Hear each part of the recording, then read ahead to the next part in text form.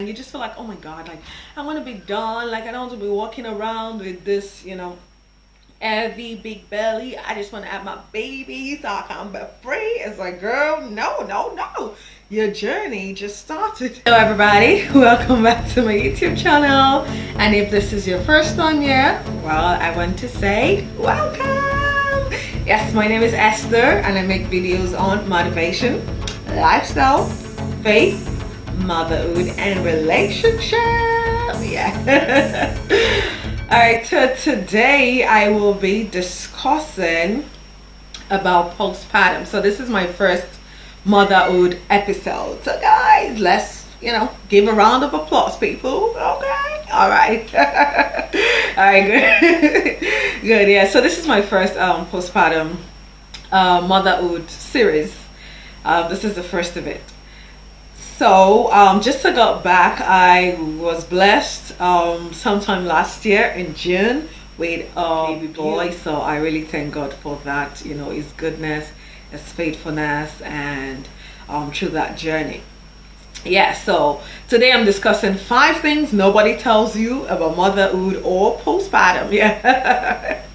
Yeah. Right. So the number one for this is that pregnancy is easier than postpartum. I know. Now, of course, many of you will be like, of course, I know that. But for a first time mom, it's like the reality just eats you. Like, oh my God. I mean, especially when you're in that 3rd trimester of pregnancy, you just feel like that's the worst, of your life. When you have to pee like every hour. Or if you want to turn in bed, you literally have to like carry the whole of your body, to turn from one, like cannot just like flip on the bed or whatever, right? So when your pubic symphysis just hurts so much, and you just feel like, oh my God, like I want to be done, like I don't want to be walking around with this, heavy big belly. I just want to have my baby so I can be free. It's like, girl, no, no, no, your journey just started. Yeah, so it's like, I don't know, for me, like for a first timer, it was really, really, difficult, honestly. Like it was so, it was like a period of adjustment. It was like it was something that I had to adjust to. But it's not to scare anybody, it's like just to know that the transition is not going to be easy. But I promise you that at the end, you would enjoy that journey. You would enjoy that lovely child that God has blessed you with. So there's just something to, expect that postpartum is going to be something else. Now, another thing I would say, the second tip I'm going to share is, oh boy, there is a 4th trimester. I know. I'm a trained medical doctor, so I mean, going to medical school, everybody only tells you about 3 trimesters, but nobody tells you about the 4th one. I think they keep it a secret, honestly, But the 4th trimester is more for baby though than for mommies. Yes. So the 4th trimester is that first 1 month or first 6 weeks period where the baby is just adjusting to life. Now, you have to understand that when baby was in mommy's womb, mommy rocks baby, there is constant food, temperature is regulated, and all of those. Now, baby comes into this new world, and it's like all of a sudden it's hot, another minute it's cold. Baby isn't getting constant food, and it needs mommy actually to transition through that journey. And for mommy, it might not just be, the easiest thing to do, but mommy has to pay that sacrifice for baby. And so baby wants you to hold him, every hour of every day. And he wants to be fed every minute of every day. Maybe it's an exaggeration, I don't know, but that's how it felt like, oh my God, this child just cannot stop eating. Yeah, so it was like a bit of adjust. So that 4th trimester is something that you have to prepare for.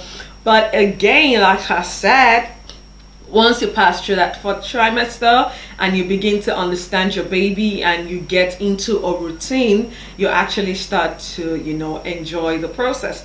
So while you're in that, now tip number 3 is your breast milk is not going to gush like a tap.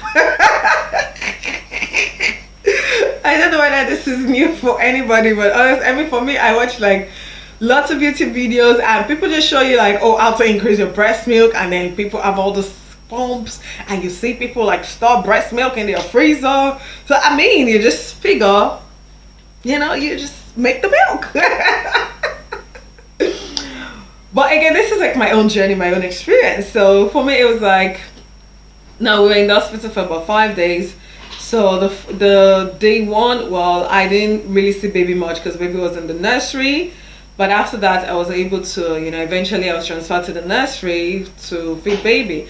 And I put the baby on the breasts. It was actually, the first feeding went well.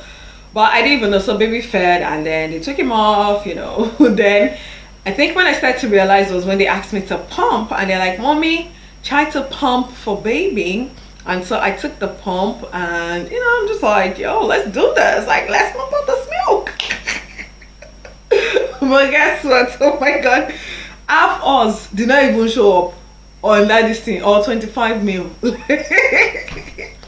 It was so, like, it was a shock to me. Like, what? You mean all these huge things and nothing's coming out? Like, are you freaking kidding me right now? Like, are you kidding me? You understand?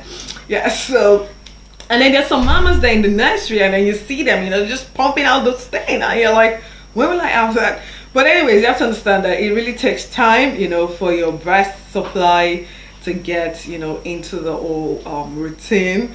So the first, you know, 1 week, and even if I pumped, I mean, the maximum I can pump honestly was always 2 hours.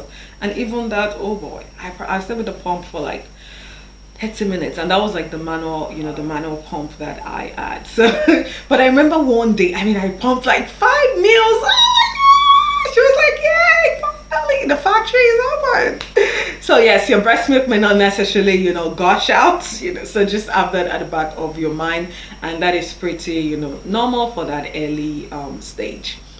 All right, tip number 4 I'm going to be sharing is falling in love with your baby is a marathon and not a sprint. And what do I mean by that? Now, many times people are like, oh, once you just see your baby, your life is going to change and everything. Of course your life is going to change. Now, when the baby was in the womb, your baby is the absolute perfect human being. You adore your baby, you love your baby. But for some of us, it's a shocker when we see the baby and we don't get butterflies. And it's like, okay, where's the butterfly?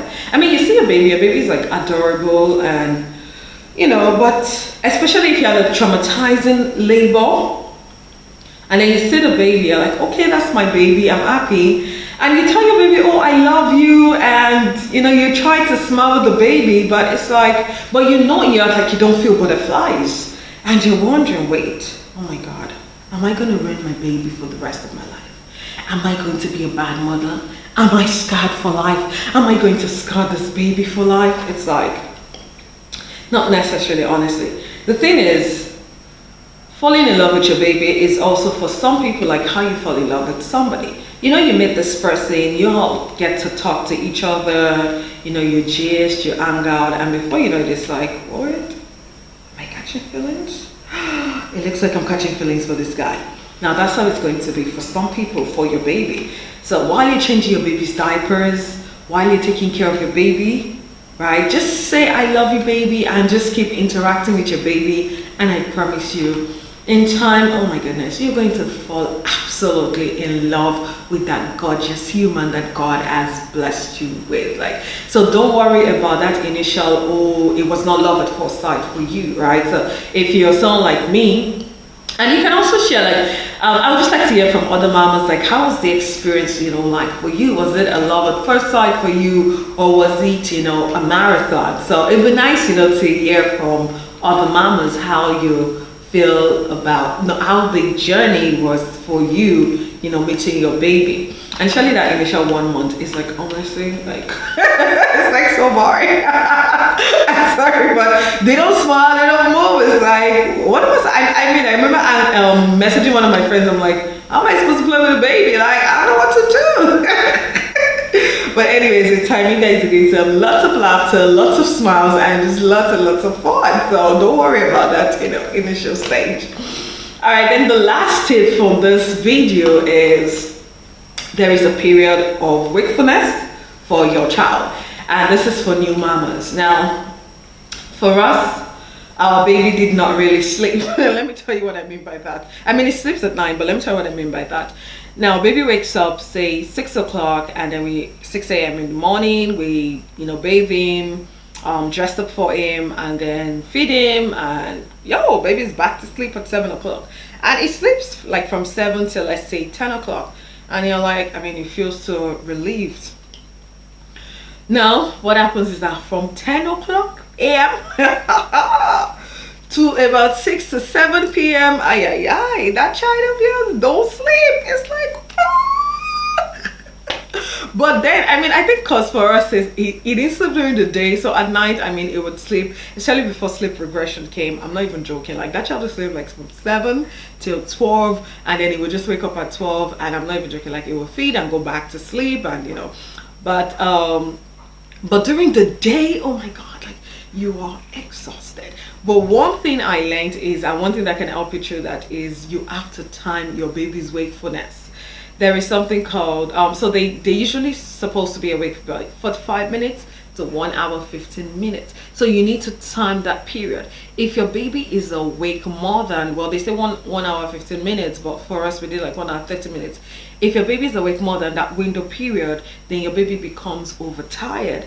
And then when your baby is overtired, then it's difficult actually to put your baby to sleep. And so even if baby falls asleep, it will most likely fall asleep on your arms, or then once you put him, on his bed, then he's going to, rouse and wake up again, and then you will continue that circle. So, so you have to, time that window. And we did that, but we figured that out, oh my God, like at about week 5, yes, at week 5. Because at that point, I'm like, wait, this is not right. Because everybody's like, oh, babies are only sleeping. But I'm like, my child not sleeping. It's not sleeping. And so, I mean, and even when you time the night sleep, it's just only about 11 hours plus the maybe 3 hours in the morning. But they said, at that stage, it's supposed to be sleeping 17 hours. So that bothered me. And then I went on the internet, and then, so that was what we started doing. And honestly, it has paid off, So with time is, I mean, as they grow older, they have more periods of wakefulness. They want to explore, and, they have so much to see. Yeah, so now he has, we'll talk about that, on subsequent videos. All right, guys, so that is my tips for, things nobody tells you about motherhood and postpartum. And do not forget to like, subscribe, and share. See you guys later. Love you. Bye.